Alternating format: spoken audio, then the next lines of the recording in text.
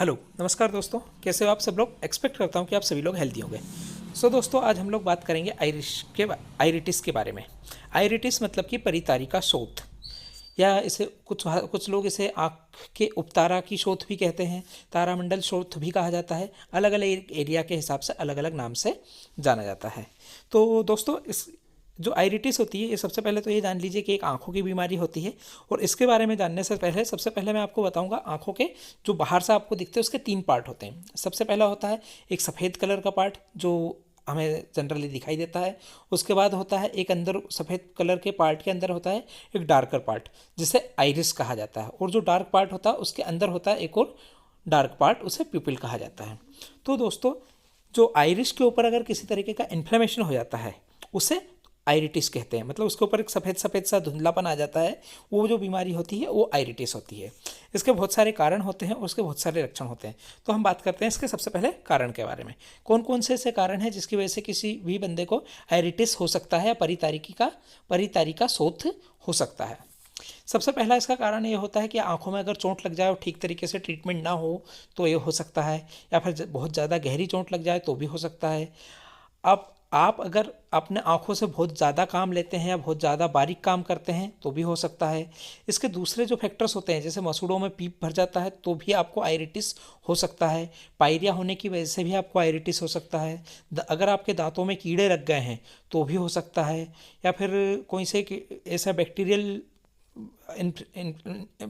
Infection अगर आपका हो गया है तो भी हो सकता है। कोई सा पुराने वाले कोई से ऐसे घाव हो, कोई जख्म हो जिसकी वजह से भी हो सकता है। इसके अलावा होता है डायबिटीज़ होता है, एनोरेक्सिया होता है, और अजीर्ण जैसी प्रॉब्लम होती है, आंतों में सूजन जैसी प्रॉब्लम होती है तो भी किसी भी बंदे को आइरिटिस हो सकता है। अब इसकी पहचान कैसे की जाए, तो इस रोग के लक्षण क्या क्या होते हैं। सबसे पहले प्रायः ये मान लीजिए कि जो आपका आँख होती है उसका आइरिस होता है वही इससे सबसे ज़्यादा प्रभावित होता है। मतलब कि जो आपके आँखों के अंदर जो सफ़ेद हिस्सा है उसके बाद जो डार्क हिस्सा होता है वही इससे सबसे ज़्यादा मतलब कि सफ़र करता है। इसमें बहुत ज़्यादा पेन होता है। साथ ही साथ आपका जो कॉर्निया होता है उसके चारों तरफ ब्लड ब्लड जैसा भी आप महसूस करते हैं। जो साथ ही साथ आपका जो आइरिस होता है, जो मतलब जो ब्लैक वाला पोर्शन होता है उसके ऊपर एक वाइट कलर का या धुंधलापन आ जाता है। एक तरीके की एक लेयर आ जाती है सफ़ेद टाइप की या धुंधलेपन टाइप की, एक मतलब कि एक शीट जैसा कुछ बन जाता है उसके ऊपर। इसमें साथ ही साथ जो आपका पिपिल होता है वो बहुत ज़्यादा सिकुड़ भी सकता है और आपके आँख से दिखाई देना भी कम हो सकता है। आपसे जिस भी बंदे को ये हुआ है उसको जो धूप होती है या फिर बहुत तेज़ लाइट होती है वो सहन करने की क्षमता चली जाती है, और कुछ दिनों बाद धीरे धीरे उससे देखने की क्षमता भी चली जाती है। अगर ये बीमारी ज़्यादा पुरानी हो जाती है तो दोनों आँखों में भी प्रॉब्लम हो सकती है।